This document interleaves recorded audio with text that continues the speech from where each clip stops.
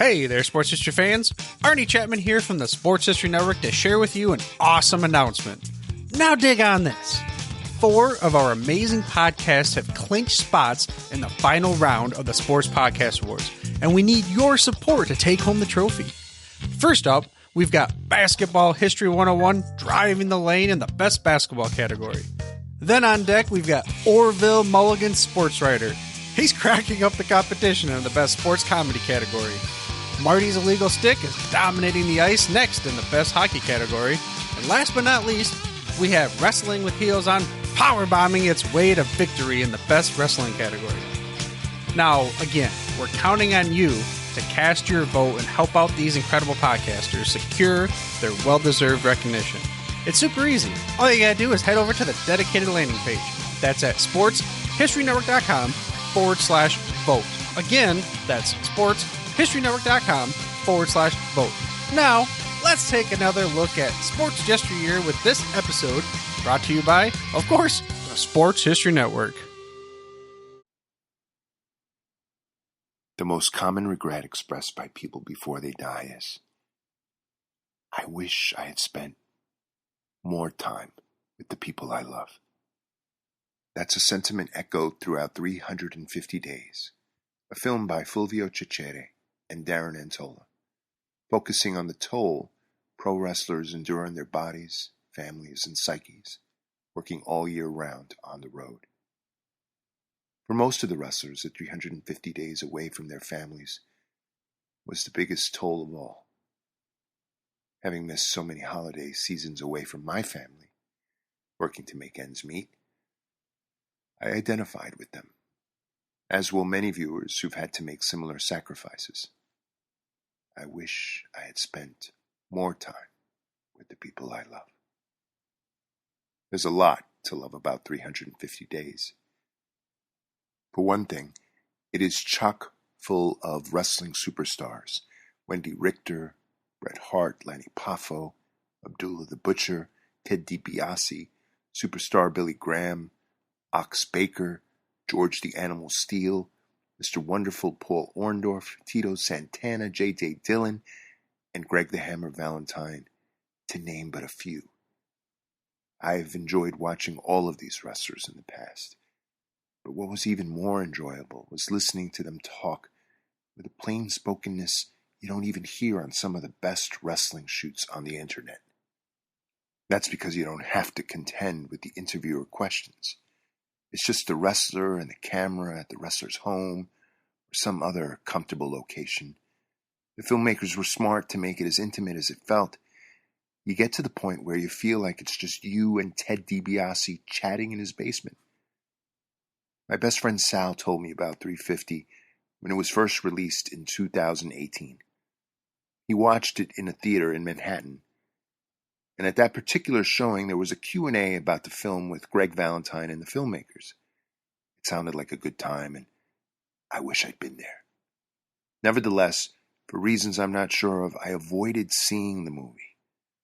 Maybe it was because I was in the throes of working nonstop myself at the time, that the idea of watching a movie about people working nonstop had little appeal to me, even if it was about wrestling.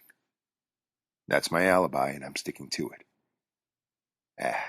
Whatever it was, I couldn't bring myself to watch it. So, flash forward to Christmas Day 2023, and I'm watching a downloaded version of 350 so I can stay awake in the wee hours of the morning. Not only does it keep me awake, it moves and inspires me. There was a lump in my throat as I listened to Bret Hart talk about missing his kid's first Halloween, how he'd never get that day back. He talked about missing their birthdays and special school events, and there were tears welling in my eyes. I have to say something about this on the podcast, I thought to myself. Now, there's no comparing missing a few holiday seasons here and there to whole years without your family. That's a lot of catching up to do when you get home. And then you have to consider the discomfort of being home after such a long absence, trying to keep time to the daily rhythms of family life. Every family has their own rhythm, their own dynamic. a long enough time away from your wife and kids, and you find you're playing off beat. Trying to jump in where you left off, trying to be relevant again. 4 overnights in a row of 16-hour shifts throw me out of sync all the time. 350 days on the road, and you're practically a stranger in your own home.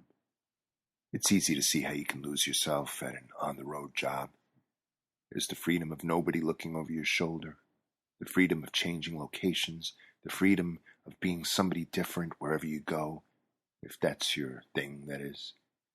Hell, you can even put a positive spin on it and call working on the road a location-independent lifestyle. Sounds very attractive when it's phrased that way, doesn't it? In an era without cell phones, it must have been very easy for these wrestlers to lose themselves on the road, especially if they didn't want to be found or craved disconnection from their families. Along the way, traveling town to town, there are all kinds of temptations. First, there's the abundance of sex to be had. Superstar Billy Graham called the wrestling groupies who stuck around after the matches to hook up with their favorite wrestlers ring rats. Greg Valentine recalled up to 35 women lining up at hotels to be picked out by him and Ric Flair on any given night. Women of all ages were throwing themselves at these wrestlers, and they took full advantage. Rock stars and athletes of all stripes did the same thing. Why should wrestlers be any different? But like any kind of excessive behavior, promiscuity comes with a price tag. There were unwanted pregnancies, sexual diseases, self-degradation, and broken marriages. J.J. Dillon tells us his 3 marriages failed because of his philandering ways on the road. Ted DiBiase tells us how his wife's mercy and grace gave him a second chance at sexual faithfulness to her, saving their marriage in the process. And such is the case for many of the wrestlers featured in 350. Broken promises, broken marriages, sometimes redemption. Then, of course, there's the all-night partying and the drugs. At this point in the peeling back of wrestling's curtain, you can't watch any wrestling shoot or documentary without the obligatory drug use stories. 350 Days is not much different, but there was one poignant segment when Bret Hart reminisced about his cocaine use and the drug's powerful ability to open up people's souls. He spoke about all-night talking jags, in which he learned so much about the inner lives of his traveling companions. Cocaine was like a truth-telling serum that eroded the veneer of toughness these wrestlers wore every day. And then there were those who did not partake in the drugging and debauchery. Men like Lanny Poffo. If there's one dissenter in this movie, it's Lanny Poffo. According to Poffo, the rigors of the road did not lead him to drug use, and it did not lead him to marital infidelity. In fact, Poffo was very adamant that the demands of the wrestling profession should not be blamed for any of the on-the-road bad behavior. In a 2019 WBZ CBS News interview, Leaping Lanny Poffo had this to say about the whole premise of the documentary. I think if you get a divorce, you should look in the mirror and blame yourself, either for marrying her, or divorcing her, or whatever, or not being a good husband, or whatever. It's a failure that everybody is looking for a scapegoat, and sometimes the scapegoat is the wrestling business. Then they get into some other line of work, and they still get a divorce. So I believe in looking in the mirror and taking your own responsibility. Wrestling, for me, has been nothing but positive. I'm 64. I don't go around with a chip on my shoulder that I got mistreated by wrestling. Sadly, Leaping Lanny Poffo died on February 2nd, 2023, of congestive heart failure. He was 68. His positive take on the 50 weeks of wrestling on the road was refreshing, but he is definitely in the minority. Lanny was also Macho Man Randy Savage's younger brother and the son of Angelo Poffo. He had his own podcast called The Genius Cast, Lanny Poffo. Because working a graveyard shift 11 p.m. to 7 a.m. comes with its own set of perils. Like higher incidences of cardiovascular disease, higher cholesterol, increased depression, and a higher risk of divorce, about 57%, 350's broken family theme really resonated with me. The fault lies with the domestic disruption caused by shift work. The spouse left alone at home can experience feelings of loneliness and insecurity. The steady paychecks coming in never seem to compensate for the absences. When I was a kid watching pay-per-view events like Survivor Series, it never occurred to me my favorite WWE wrestlers were not going home to spend Thanksgiving with their families. It was probably just another Thursday to them. Or maybe it wasn't. Maybe it hurt them tremendously to be away. It never occurred to me to think these men and women were human beings first. That somebody was missing their daddy or mommy. The power of 350 is its ability humanize these larger-than-life performers. Wrestling is not just entertainment, it's real work. And like any real work, it has its pros and cons. And like all work over time, the question becomes whether any of it is worth it. Every year I work holidays, I tell myself next year I won't work Christmas or New Year's Day. Next year I'll be home. It's a promise I want to keep, but every year seems to bring me a new set of financial challenges that change my plans. I think Lanny Poffo was right. No one holds a gun to your head. You have the opportunity to make choices, to make compromises. Maybe don't work every holiday. Maybe say no. No is a sentence. Maybe think about the most common of regrets. I wish I had spent more time with the people I love. No one ever says, I wish I had spent more time at work. None of the wrestlers in 350 said they would do it any differently. They all acknowledged wrestling was good to them, despite the physical and emotional damage they incurred. It isn't just the money that's there to be counted. There are experiences to be counted too. The other great thing about 350 are the many photographs interspersed between interviews of wrestlers carrying luggage, getting in and out of cars, hanging out at bars and eateries and airports. These are some of the most unguarded moments of superstar wrestlers you'll ever see. A true testament to the workaday world of professional wrestling most of us never get to glimpse. In many ways, I think 350 probably is the most revealing pro wrestling documentary ever made. It's quiet, hypnotic, and candid.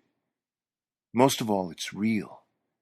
Real enough to make me look inward to realize what I've been missing this whole time. Real enough to make me wonder if I'll do it again next year.